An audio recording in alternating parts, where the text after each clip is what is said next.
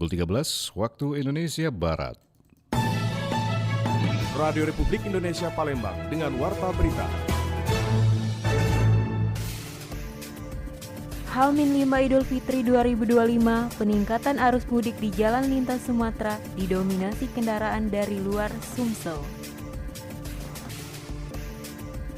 Jelang Hari Raya Idul Fitri, warga serbu bazar pangan murah di Talang Kelapa.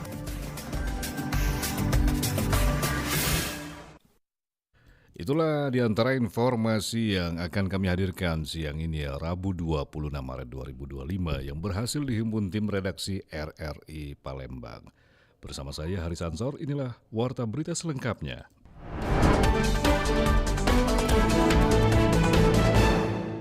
H-5 Idul Fitri 2025, peningkatan arus mudik di jalan lintas Sumatera didominasi kendaraan dari luar Sumsel. Menjelang Hari Raya Idul Fitri 2025, volume kendaraan yang melintas di jalan lintas Sumatera mulai mengalami peningkatan. Sebagian besar kendaraan yang melintas memiliki nomor polisi dari luar Sumatera Selatan. Sementara itu, arus lalu lintas di jalur menuju kota Palembang semakin padat, terutama dengan kendaraan pribadi, bus antar kota, antar provinsi, serta truk logistik yang mendominasi perjalanan menuju Palembang. Sementara itu, jumlah kendaraan yang keluar dari Palembang juga cukup tinggi meski tidak sebanyak yang masuk. Pengawas Satuan Pelayanan Terminal Karyajaya, Riki Oktarizano, mengatakan lonjakan jumlah kendaraan yang melakukan perjalanan mudik terlihat signifikan di sepanjang jalan lintas Sumatera, khususnya di sekitar Terminal Karyajaya. Nah, jadi untuk kebetulan di depan terminal, untuk pemantauan kita perharinya, peningkatan pemudik ini pada malam hari ada peningkatan, baik yang dari tol Keramasan ataupun yang menuju ke tol Keramasan. Itu kendaraan dari luar kota Palembang semua yang mengatur seperti apa? Iya, betul. Nah, dari kendaraan plat luar, Pulau Jawa ataupun Bengkulu, kebanyakan yang datang. Selain peningkatan volume kendaraan, beberapa titik rawan kemacetan juga menjadi perhatian petugas. Beberapa persimpangan dan jalur utama menuju pusat kota mengalami perlambatan arus akibat lonjakan kendaraan. Petugas lalu lintas terus bersiaga untuk mengurai kepadatan dan memastikan perjalanan mudik berlangsung lancar serta aman. Sebanyak 194 pemudik pada program mudik gratis Pegadaian Kanwil Palembang hari ini diberangkatkan. Pemudik diberangkatkan dengan 5 bus menuju 4 kota, Padang, Bandung, Yogyakarta, dan Surabaya. Sebanyak 196 warga Sumatera Selatan mengikuti program mudik gratis yang disediakan oleh Pegadaian Kanwil Palembang menjelang Hari Raya Idul Fitri 1446 Hijriah. Para pemudik diberangkatkan dengan menggunakan 5 unit bus ke 4 kota tujuan, masing-masing Padang, Bandung, Yogyakarta, dan Surabaya. Pemimpin wilayah Pegadaian Kanwil 3 Sumbaksel Nofriandi mengungkapkan jumlah pendaftar program mudik gratis pada awalnya sebanyak 250 orang. Namun jumlah yang berangkat disesuaikan dengan kapasitas bus masing-masing sekitar 40 orang. Nofriandi dalam keterangannya kepada wartawan usai melepas keberangkatan para pemudik di depan kantor wilayah Pegadaian Kanwil 3 Sumbaksel pagi tadi mengatakan para peserta program mudik gratis tidak hanya dari nasabah Pegadaian, tapi juga berlaku bagi masyarakat umum. Dan untuk tujuannya kita ada 4 tujuan kota, 1 bus ke Padang, 2 bus ke Jogja, 1 bus ke Bandung, 1 bus lagi ke Surabaya. Jadi untuk tahun ini kita sampai 5 bus. Ke tahun lalu kita hanya menyiapkan 4 bus, jadi tahun ini nambah 1 bus ya. Di Jogja, jadi Jogja jadi 2 bus untuk tahun ini. Banyak peminatnya. Ini Pegadaian kan badan usaha milik negara. BUMN yang kami nggak hanya sekedar nyari bisnis oriented ya. Kita juga harus menjalankan fungsi kita sebagai social oriented. Nah, ini adalah bentuk program kita sebagai TJSL, tanggung jawab sosial dan lingkungan. Jadi sebesar-besarnya keberadaan Pegadaian ini diharapkan memberikan manfaat juga untuk warga sekitar. Adapun rincian jumlah pemudik masing-masing tujuan Padang 41 orang, Yogyakarta 78 orang, Surabaya 39 orang, dan Bandung 36 orang. Masing-masing bus ditempatkan 2 orang pendamping dari pihak Pegadaian hingga ke tempat tujuan. Masing-masing pemudik juga diberikan uang saku sebesar Rp100.000 untuk membeli takjil atau makanan ringan selama perjalanan. Program mudik gratis telah dilaksanakan dalam 6 tahun terakhir dan untuk Kota Palembang tahun ini merupakan tahun ketiga. Melalui program ini, masyarakat diharapkan terbantu untuk dapat bersilaturahmi bersama keluarga di kampung halaman. Riana Pridani melaporkan.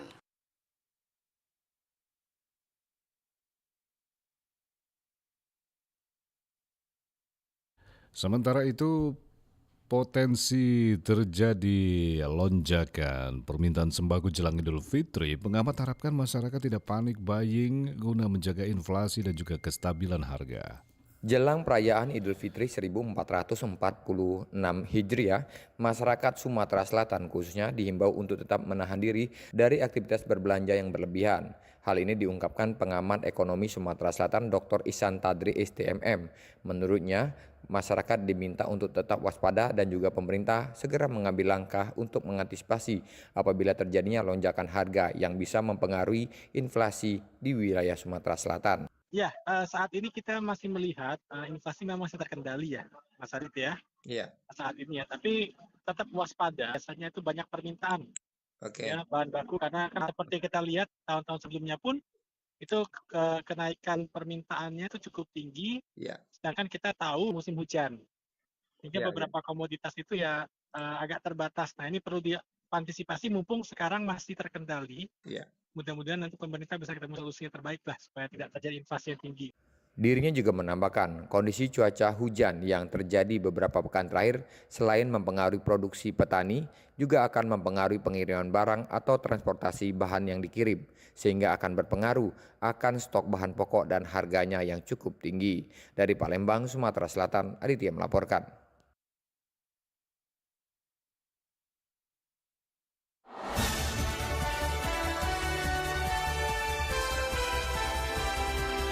Warta Berita Radio Republik Indonesia Palembang.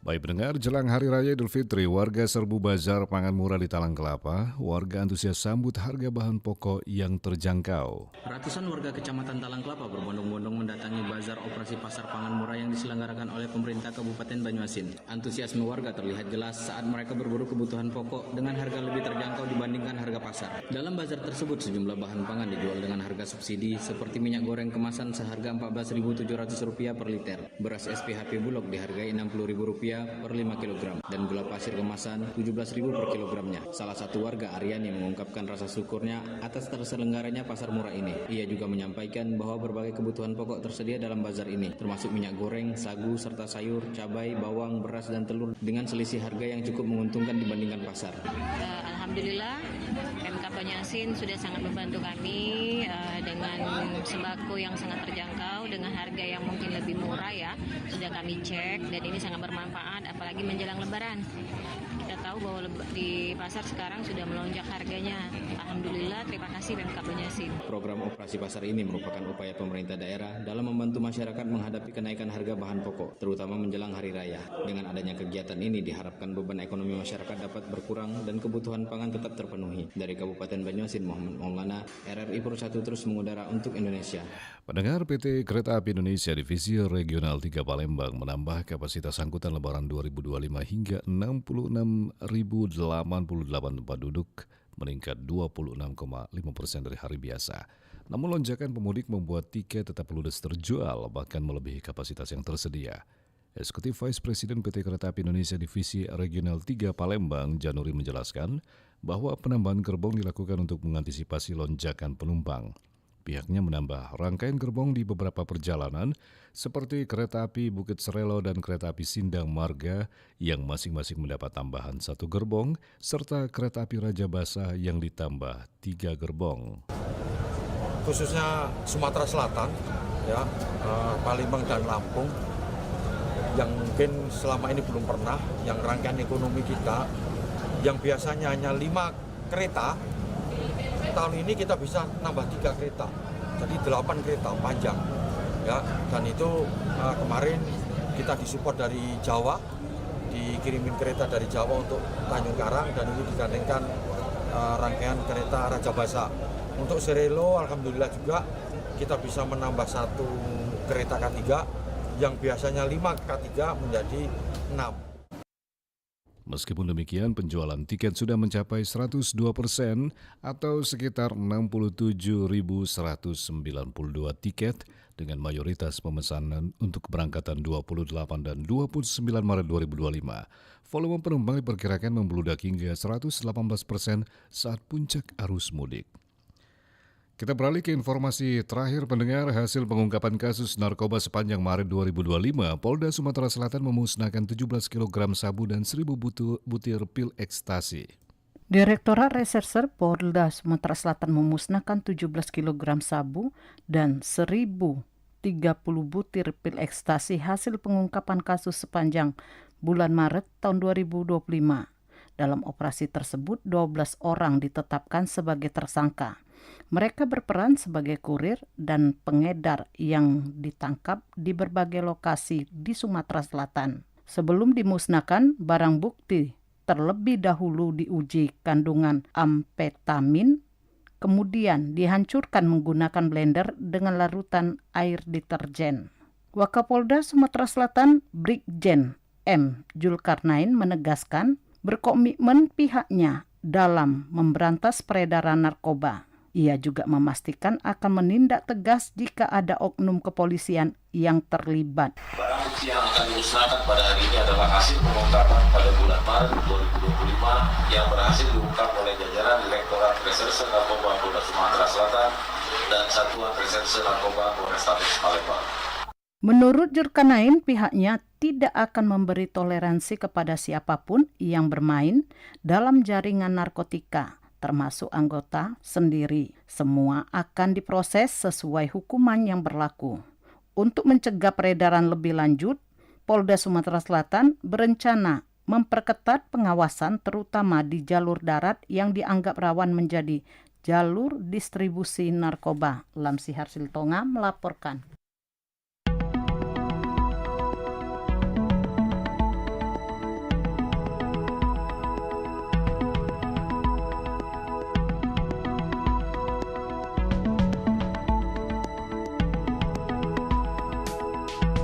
Baik pendengar, informasi tadi mengakhiri Warta Berita siang ini, produksi Radio Republik Indonesia Palembang. Informasi lainnya dapat Anda akses melalui website kami, rri.co.id dan WhatsApp channel RRI Palembang. Juga ikuti media sosial terverifikasi kami, Facebook, Instagram, TikTok, dan juga X @RRI Palembang. Kami juga membuka ruang aspirasi bagi Anda untuk menyampaikan sejumlah persoalan dan peristiwa yang berada di sekitar Anda melalui line WhatsApp di 0821 7927 9090 serta pesan chat melalui RRI Digital. Mewakili kerabat kerja yang bertugas, saya Haris Ansor. Terima kasih atas perhatian Anda. Selamat siang.